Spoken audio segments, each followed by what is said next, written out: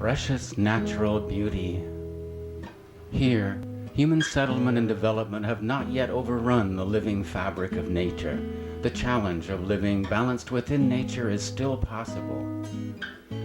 To avoid the seemingly inevitable human damage, far-sighted residents have gathered to care for the lake valley, to cooperate in sensible development, and to protect the quality of our surroundings. These locals have joined to create a vision of sustainable Kootenay Lake living. They visualized having all sorts of alternatives, from a ferry system that ran up and down the lake, something like the Moy used to be, to having a pathway all along the lake that dealt with foot traffic, bicycles, an alternate routeway from the cars. It was good to see the recognition that the community had for the importance of the forest industry in their community. The people in Castle really want to keep their close links to the nature. They don't want to have everything all paved and bulldozed out and altered. They want to work with the nature that they have. They were reluctant to have growth happen for growth's sake. They wanted it to be managed very carefully. They were concerned about Kootenay Lake turning into another Okanagan Lake. And it was like, how do we keep this from happening in a positive, constructive manner?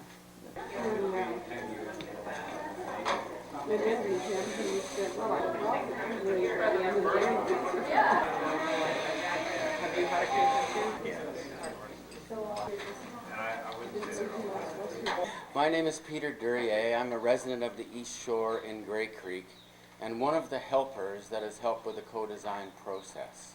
I think this is a unique opportunity and a series of firsts that have never happened before around the lake area. This is the first time that we have ever looked at the lake area as a whole. This is also a first because we are working and asking the residents to participate in pictures of what they would like to see happen in the lake area. Already, 350 participants in the 6 community areas around Kootenay Lake have contributed to the many displays and the drawings, the images that you see here. It's the first time also we have ever focused on quality. We've talked about all the things we'd like to see, but this process today allows us the opportunity and tomorrow to focus on the qualities as a whole, the feelings that brought us here, that make us stay here, that make us work here to stay here sometimes too. The qualities that we cherish, how do we protect them into the future? What can we have that will fit in with our lifestyles, that will enhance them if anything, and not degrade them, and what will be sustainable for the future? We hope we are bringing this process to you today in a way that allows these feelings, these awarenesses, and these sensitivities to come to full flower. In order to do this, and in order to focus our energies in the best possible way, the Tourism Action Society has brought Stan King and his assistant Drew Ferrari into the area. Stan created co-design 25 years ago, Stan, or more. 25 will do. He's been facilitating these kinds of processes that occurred in Granville Island, downtown Calgary, facilities. It's never been used at a regional level before, and this is exciting for Stan too.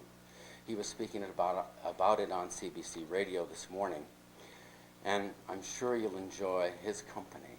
Stan, may I give the process over to you? Thank you, Peter. Indeed. Thank you. The work that we hope to achieve in these 2 days, as listed on your agenda, starts with an introduction by your children, who will be arriving here in about 5 minutes. And they'll go through a process called the City on the Wall. And very quickly, they picture intense development taking place on one piece of land, and so it's a good reminder of the horrors that are just around the corner if you don't plan. Have a space for the walk. Okay? So just facing this wall here.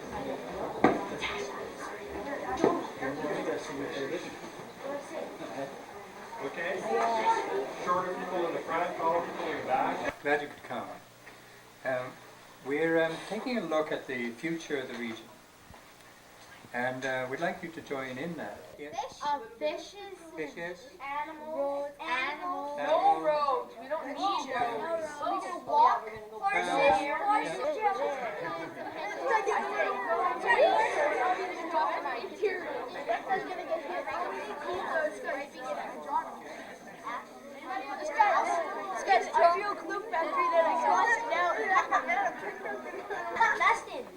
did you think of some things over here that might go in?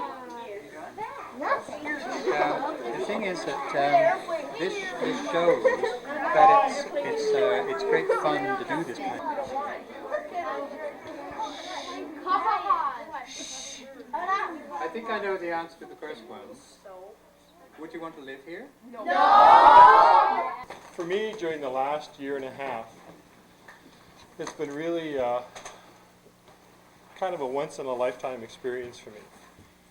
I've had the opportunity to go to all of the lake communities and be involved in the co-design process, working with residents in each area to talk about the things that they value. Each community has its own emphasis and would do well to specialize in its area of best potential. At the same time, there are ideas that all or many communities could share to everyone's benefit. Water and non-motor vehicle networks between population centers, attractions, and workplaces could intersect at market and service centers so that the natural movement patterns would shift from vehicles to slower methods. Stopovers would become more leisurely, so visitors would share the slower pace of life on the lake. Residents seem unanimous in their desire to be stewards of their special place. They have traveled enough to know that such natural settings are very rare on this planet, and the pressure of an increasing population, visitors, development, housing, industry, and government inattention will perpetuate a deterioration here, as such human activities have inevitably done everywhere else, unless we plan a different future and make the required effort to see that it happens.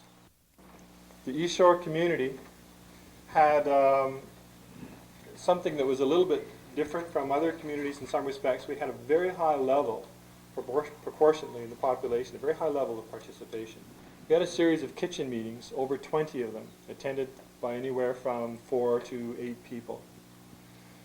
Those kitchen meetings dealt with the 13 questions that were distributed to most of the communities to look at trying to identify the key words and themes and ideas.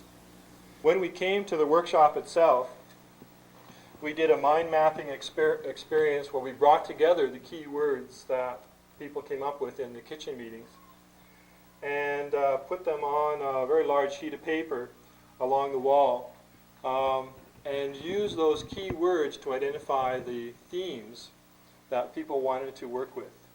The small groups that met to put together their specific image were assisted by an artist and a writer. Trails, hiking, and transportation. Again, this was a theme that I noticed in a number of communities. Connecting villages and population areas and services by non-vehicular traffic. That we're just so aware on the East Shore of having one road where it connects everything and the amount of traffic along there. There's a lot of people that use bicycles or pedestrian transportation or have horses, and there just isn't the connecting points for that. Ecological planning and management. In Crawford Bay, there were actually several images that had to do with low scale, low impact. And ecological planning and management really looked at the industrial side of employment in the area. No clear cuts, wildlife corridors, low impact human activity, awareness of cause and effect, small local mill, town center off the lakeside, riparian reserves, And on the image itself, it's a very rich image. It's has a lot of a range of activities taking place in the same area. Sensitive, innovative logging. Several of the communities really wanted to integrate the industrial component for providing employment, to moderate the current style of operations, so there was more local employment, more sensitivity to the visual environment and the health and safety in the community. So this is a strong image. Cooperative sawmill, research center, nursery, wholesale, retail outlet for wood products, value-added factory, a water bottling, untouched wilderness, helicopter logging, small scale wood operations on the forest slopes.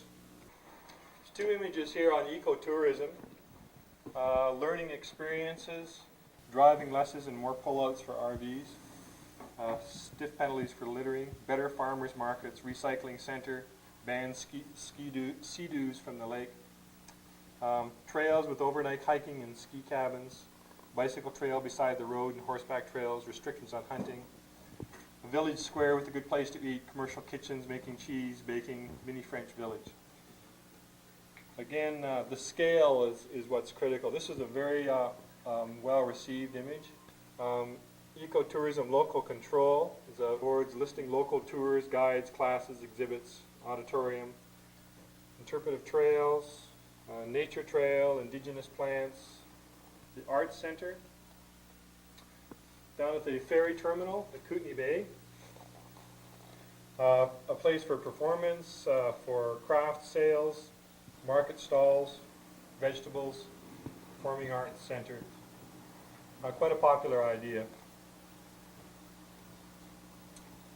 Also, if you think also in terms of what the Balfour community would like to see on the other side of the ferry landing too, there's a connection there.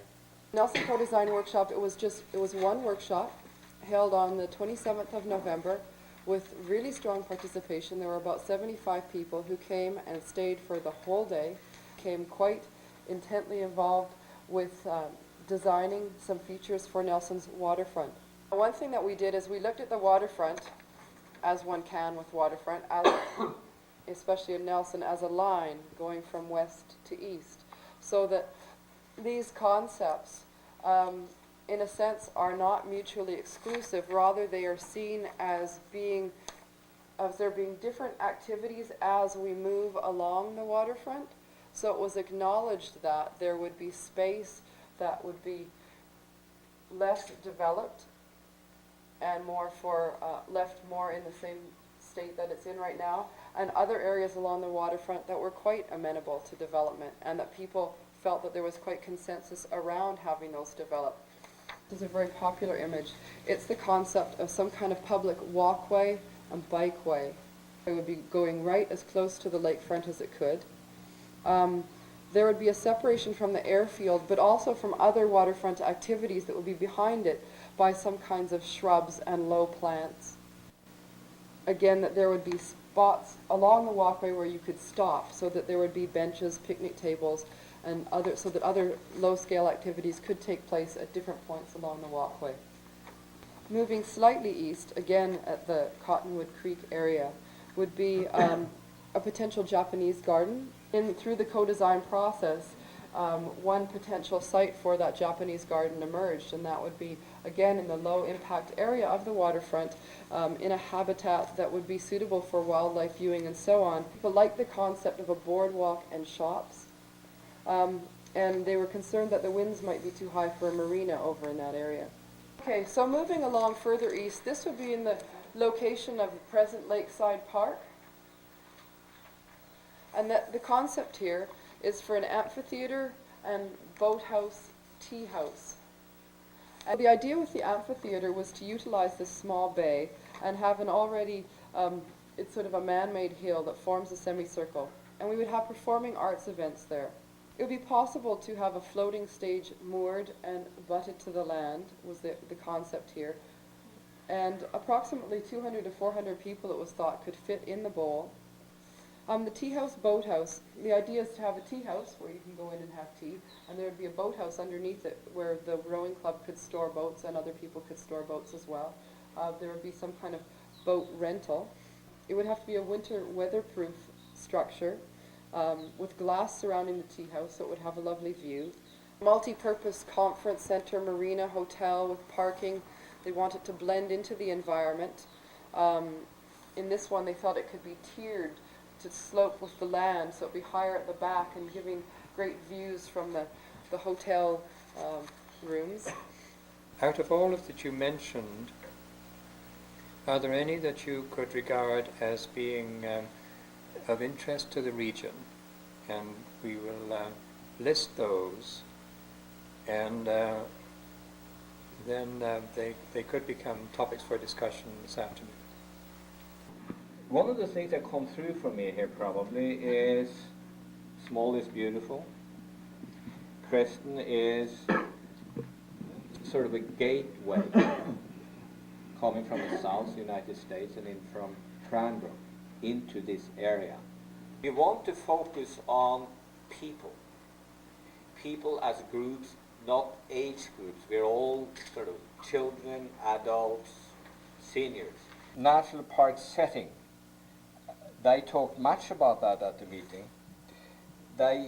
If you create anything around town or outside of town, they wanted to blend in with what we got. They don't want us to go in and pave and make things. Trying to use the natural surroundings with the trees and all the things that we already have. One of the ideas is the Lovenpol's Bean Solarium and Botanical Gardens with exotic plants, flowers, birds, lizards, restaurant, cafe.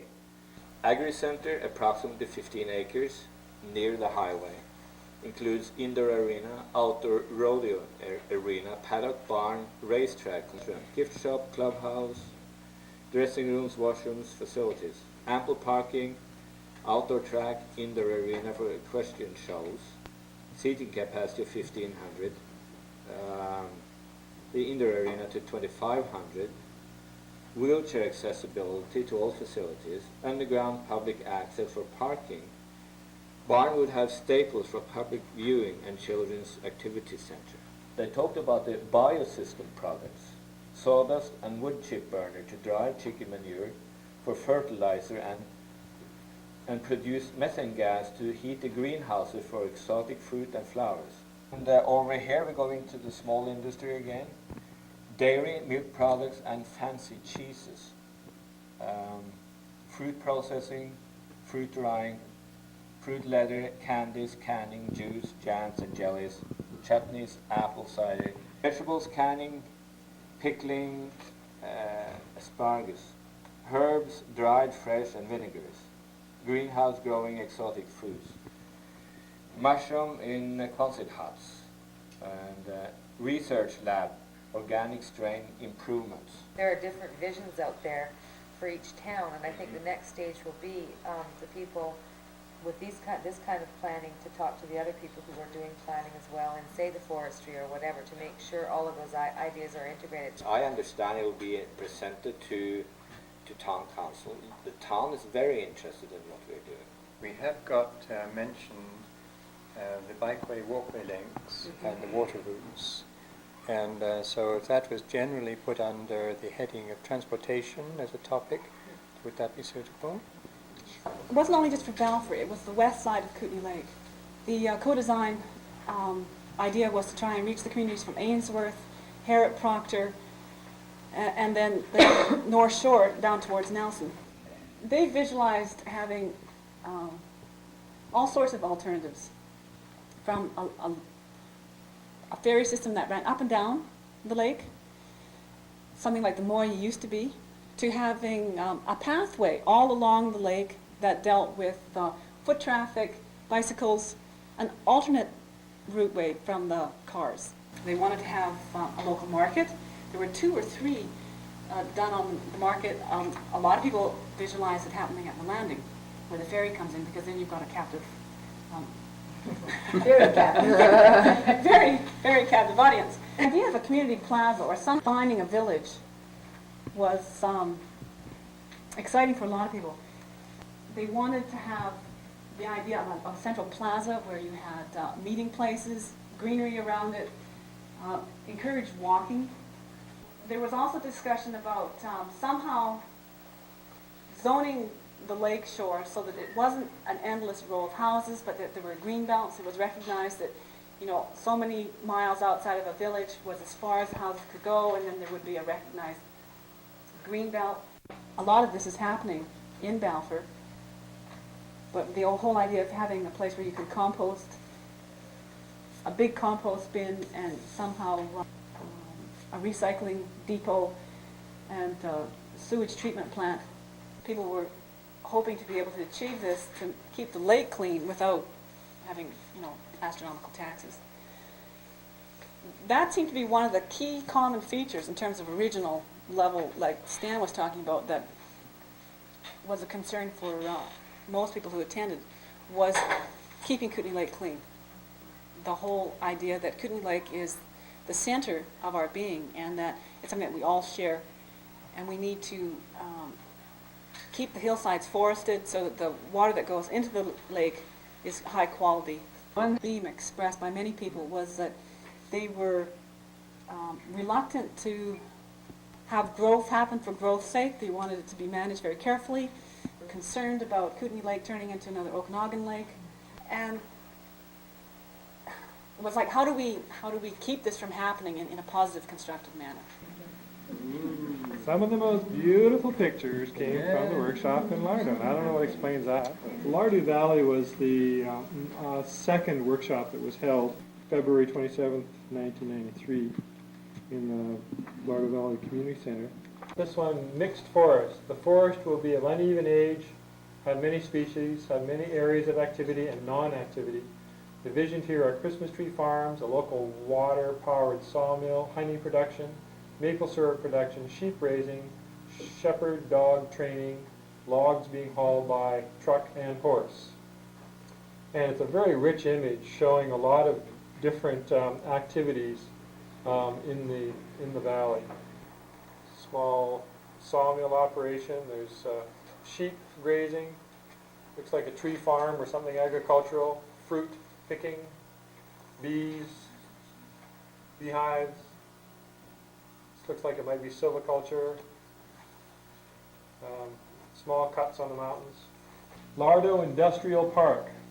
One of the things that there was a couple of groups that really wanted to look at different perspectives for industrial uses. Local economy based, local resources, diverse local economy based on the forest, locally based agriculture, service industry, small companies, log markets, local control. Glaco Beach, Hauser. This image was, when I go over it, this one was actually used in negotiating with the Ministry of Forest to have public access to Crown land on the Hauser Beach, Glaco Beach, and steps have been taken. This was one of the low-cost, no-cost items that was identified at the end of the workshop and has moved ahead. So it had outhouses, chain and log enclosures for swimming area, 6 to 10 picnic tables, knapweed removed, children's play area, quiet at night. It's the warmest water for swimming in the area, so they want it's community use area. Another one, Lardo Valley Tourist Opportunities, a local food market, small cabins, boat dock, trails coming to the lake, hiking, biking, skiing, etc.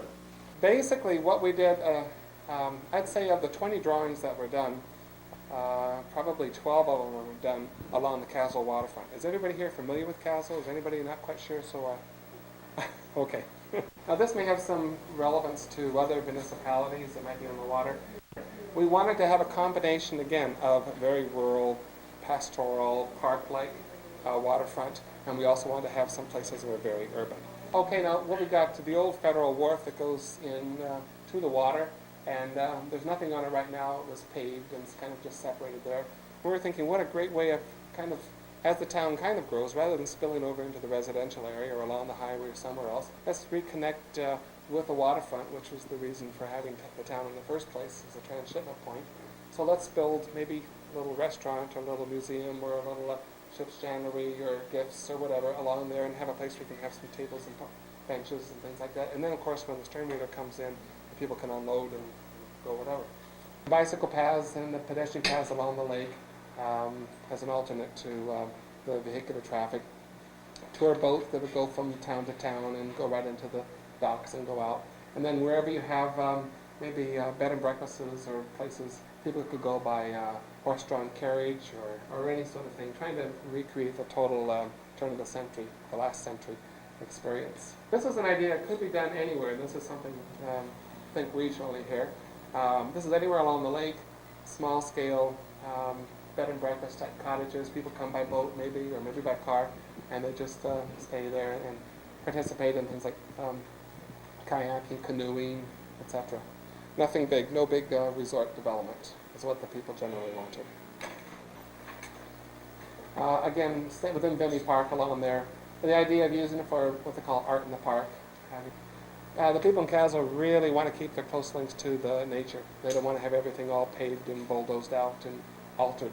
They want to work with the nature that they have around the waterfront.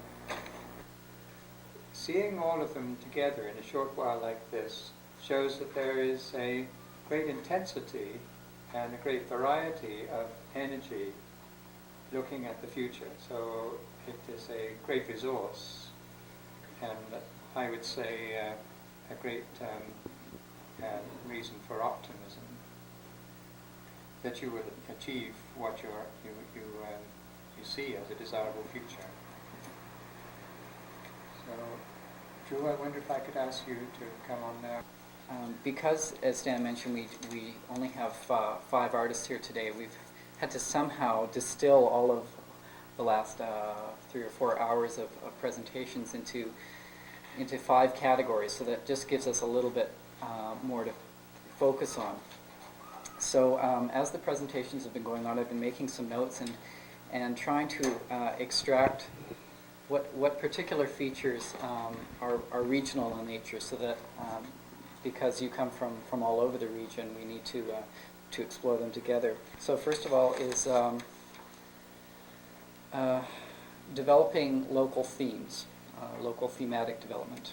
Secondly would be transportation and linking issues. Thirdly would be regional connections and cohesion. Fourth, growth management. That was related to policy and planning development issues. And lastly, environmental concerns and sustainability. Those are really broad categories. What we've done is, on the wall behind, we've outlined those 5 categories, and beside each is our 3 blank spots, 1, 2, and 3. And that's the spot where you would go through the whole list, just kind of walk by the whole wall, and in each spot beside each section put a tick in the box where you think your priority lays with that particular feature.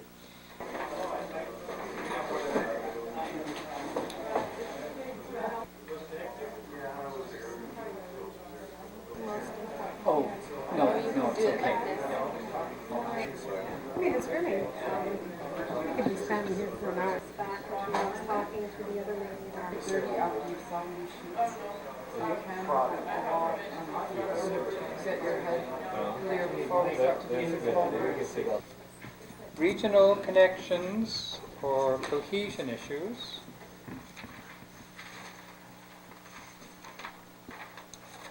And the highest rating was communication among communities. Second to that was a single cohesive bioregion. That will be put on the table right over in the corner. Transportation for linking issues. The highest rating was limited access to protected areas. Second to that, ferries and sternwheelers, and also pathways. That will be on the middle table over there. Environmental and sustainability concerns. The top vote was balancing development with quality of life, and also equal to that, top rating, water quality and access. The next, growth management issues. And the top rating was stewardship of natural resources. And second to that, 2 items, local control of resources and controlling / limiting growth, containment zones. So to begin with, then I wonder if you would experience a moment of chaos and then wander around and decide where it is you want to settle. So diverse from the lushness of the Creston Valley to the kind of the total mountain country that we are. So maybe then we need a symbol that encompasses all those things. You know, like maybe you need some kind of a symbol that's got your orchards here and your lake in the middle and your mountains here. And the idea of this is that as an educational process on all different levels with a humility clause in there somewhere, that just because we've decided to do this now doesn't mean we don't want to do it right. No, because there'd be somebody starting up a little business, taking people by taxi up to the bed and breakfast. The bed and breakfast would come down by car and pick the people up at the ferry and take them back. Yeah, that's The what. golf course fiddler would Sure. come to the ferry. People wouldn't just. They really would. Okay, so we'll just do one of those guys. Now, what other kind of houses do you want in there?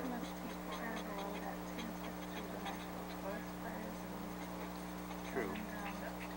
Sure.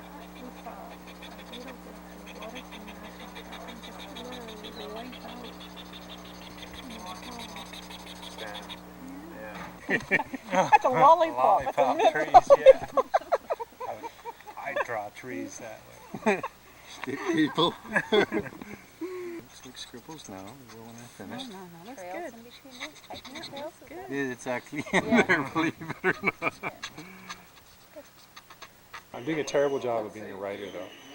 I'm barely getting things down. It's too much fun. Well, what else about this passport? I got $5 Yeah, coupon book. the passport. Oh, you said something about values or warnings or what did you say? Well, we've talked about it down there, that we're communicating our values, a bit about what we're Sort of our offering, what our mission statement. expectations are. Okay. And it would be done in sort of through the concept of a passport, like welcome to our world. You're welcome to come, we'll share it with you, but respect it. Definitely invite. I'm in my way. Yeah, we see that. That's where we started. See, you thought you might help. So now, We thought it was more complicated. He thought it up in the first place. thank you. saying, That's pretty quite good. our values, Thanks. but Right. developer comes in with Yeah, totally exactly. different values, how do we deal with that? Exactly. That level of awareness is actually has more impact than on the guy that's driving down the road in his camper. How do we educate the developer? That's the point. Okay. Most often it's through regulations, Well, strictly. through planning, Or right? By becoming... Having a plan in place. Yes. Or the planning that says you can only build this kind of house and Then this. the developer fits himself into this plan, or he may not develop it. taking the initiatives. Taking initiative, becoming an entrepreneur and developing whatever needs to be developed here. Our group was looking at regional connections, regional cohesiveness, and specifically looking at the top-rated requests were to investigate communication amongst communities and a single cohesive bioregion. And slowly it started to emerge the idea that we would like visitors to have when they come to the region, that they would be coming into a special region and that they would be able to feel like when they were in it as opposed to when they weren't.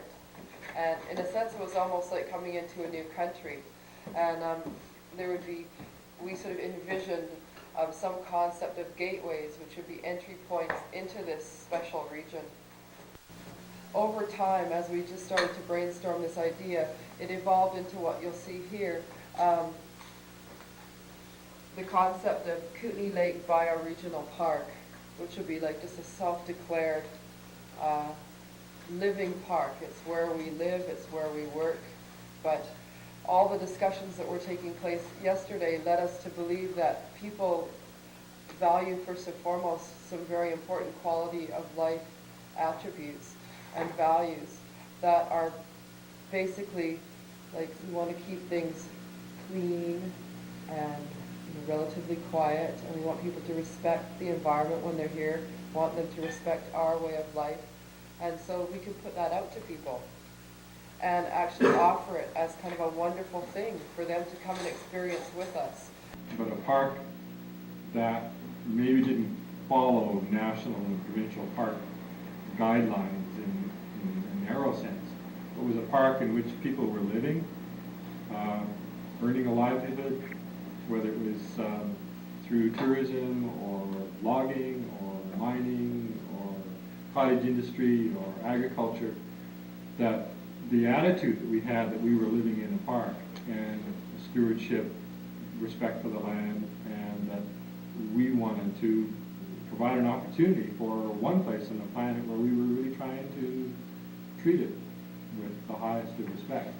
So in my group, we attempted to address growth management issues. And words like carrying, definitions like carrying capacity came up, like how much of any growth can you have and how can it be managed so that you preserve and maintain the things that you think you've identified that you should be looking after. What we ended up with for concept was to plan rather than manage. Plan the stewardship of natural resources beyond concerns at a local level within the principles of wellness, like earth health, to integrate the values of people and the integrity of places with the policies and procedures that would carry the vision. We became aware that as members of our communities and new members of the community coming in, as well as visitors to the community, we may not always be aware of how to behave as good citizens of the earth or of the region. And so this idea of a code of ethics or a pamphlet or some kind of guidelines or recommendations of how to be a good resident, visitor, whatever, might be in order. He'd be prepared to meet with a group of people. He would be prepared to do, I think, quite a few things. He found it pretty exciting yesterday. He wants to know what happened today. And I think this is the kind of thing he'd like to be involved in, because a lot of what he does is, permits. I mean, it's very sort of tedious and mundane. To actually get involved with some regional planning, I think that the planners will be quite excited by it. The kind of development that we want to see to maintain the quality of life would be a kind of village development, a centralizing of a group of houses, and then green belts in between. Now, we don't have other villages in here, obviously. The reason for the green belts is to maintain watershed, to maintain habitat for animals, and to have the least amount of impact on the land as we continue to develop. A hiking trail which is worked through an area which has been selectively logged. There's also in the village an indication that we felt that home-based industry, home-based businesses would be the way to go, cottage crafts. But the obvious benefits, I suppose, are a clean, healthy environment, quality of water, quality of life, and just a very holistic approach to everything. What was quite a long list here. What was your subject? Subject was according to activity. Thematic development. Yeah. The first, the main item was what you do on the lake. So then you have the wildlife and hiking, biking. The topic that we first discussed was transportation and linking, things like that. There were three main or predominant subtopics: ferries, stern-wheelers, pathways, and the last one was limited access to protected area. As I think I was saying just a little bit ago, I think the concept of transportation, particularly like water transportation and whatnot, has been, I think, discussed by every other group that's been making a presentation here. Because I think, as I see with so many communities situated along the lake shore, there's a sort of a unifying way that we can put the various groups together, that the idea of a stern-wheeler or other sort of tour boat or passenger ferry system would be the ideal alternative to the automobile. Not only will it be an enjoyable experience for both tourists and residents alike, but it relieves the pressure on our roads for making them wider. It relieves the pressure on development along the highways because the emphasis will be on the water access. So it'll reestablish the historical sorts of settlement patterns that this area experienced 100 years ago. So again, Marty drew this beautiful stern wheeler, and as I say, I'll read what I've got here. Oh, we were looking at various sorts of routes, and without going into an encyclopedic sort of itinerary, basically, because of the central location, or I should say the hub that Nelson plays in this region, that probably the stern wheelers would originate from there, go out the west arm, and maybe going up the north arm one day, and maybe in alternate days going down the south arm, and any combination, stopping at communities along the way, stopping at maybe little resorts along the way, or individual bed and breakfasts, or whatever. And it could be used, it would be a year-round operation, not just for as a means for getting from point A to B, but also as an experience in itself.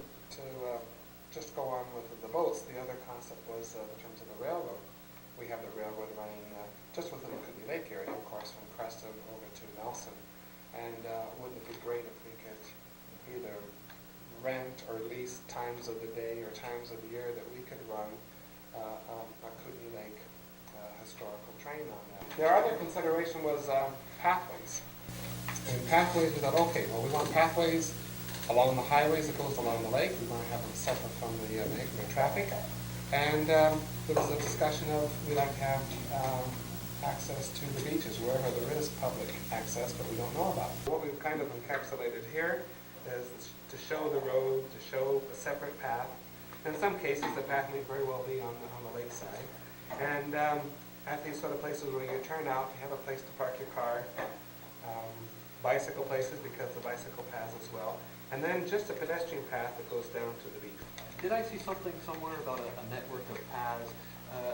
I think there needs to be a network of footpaths. The Zero Grade Trail from East Kootenay to Argenta. I think it needs to continue across the valley, up the other side over to New Denver and to Nakusp. I think we need a trail on each side of the lake that goes down the lake from Argenta to here to Creston. High up, low down, maybe there need to be two trails there, and same on the other side of the lake to Nelson. Right? And there need to be at hubs of these places, there need to be something which is quite common in Australia and New Zealand, which are backpackers hostels. Very cheap and financially rewarding. There are competing chains of backpackers hostels. It seems also to me that you're ready to start making the plan of certain of the elements. And you could draw on the plan certain things like the routes, the transportation routes, gateways, the historic train, bikeways, walkways, I mentioned this morning. Yep, go up the goat and then go to the next creek to the left. Next creek to the left. Well, that's it. That top end in there is the Cayunuco. That is the Cayunuco, and that's if you here. Or just because it was smaller, so that she could get a bike trail for the kids from school to Great Creek or something. Right. And then get them working on it. Or looking at specific strategies that pertain to one of these. So you take this video and you show it at the school. You have one or two interested teachers who would like the children to be involved in the planning of the locality, doing community studies. So they see the video, and then you have an educational exercise you can follow up with. We've identified a vision for the lake. I think we've come to a consensus on that. There's enough in the way of repeated theme. The language is all starting to sound the same. The images are very close. Maybe it's time to move on from that rather than, I think we know what we want. I find the idea of a regional area really exciting. And like I said, it's not something I even considered before or thought about. Just being here has connected me with the whole Kootenay bioregion, and I feel a part of something now which I didn't really before. For me, I keep thinking, how do we reach out to people? How do we get to the masses? How do we get Joe Blow out there to take an interest. What's the fundamental question here? How can we have the residents we have an increased load of visitors which we accept are coming and in some cases wish to have come? How can we have them come and not feel an impact that's unacceptable to us? It's been my experience that we never really know what we're doing. We just think we do. I don't know what we've accomplished here per se, and I especially don't know what it's going to mean to our future. Personally, I hope that we've taken a step today and yesterday toward defining a healthy Kootenai Lake of the future.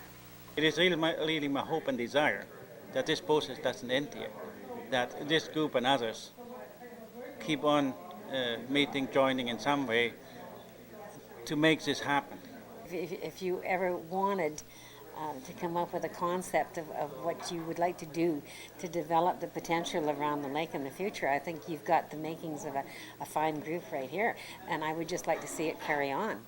Even while there are several people of like mind, there are still some fairly contentious issues that were being discussed here today. But without any, I think, again, hostility, with an air to wanting to listen and appreciate and understand. So it takes the impetus away in some respects from the developer thought, the developing thought, and leaves it with the resident thought as to how do we want our future. So it's probably the only way to do it appropriately. I think it takes a long time to do it. I think it takes quite a lot of concentrated, intense effort with skilled people. All I can say is that you can't stop progress, no matter how much you would like to. Where there's an area as beautiful as this, you're going to get more and more people coming to it. But I think it's up to each and every one of us, not as a group, but individually and as a group, to ensure that we have a great quality of life. I'm really pleased with how all these different plans and all the different aspects of the plans seem to all meld together already. They overlap, they reinforce each other's ideas. I see no great conflict at all in what people are wanting. It's remarkable the unity of ideas that are expressed. And what we're seeing are different facets of the same overall concept, which I think has been expressed in many different ways at this conference. Very largely, the charms of this area are visual. It's exceptionally beautiful. And so to come together in a small group and ask an artist to portray the future focuses people's attention on a value, and it raises in front of these people a collective image. And Carl Jung has stated that this constitutes the strongest force in the universe, when you get a community focused on a collective image. And so the realization of their wishes is virtually ensured.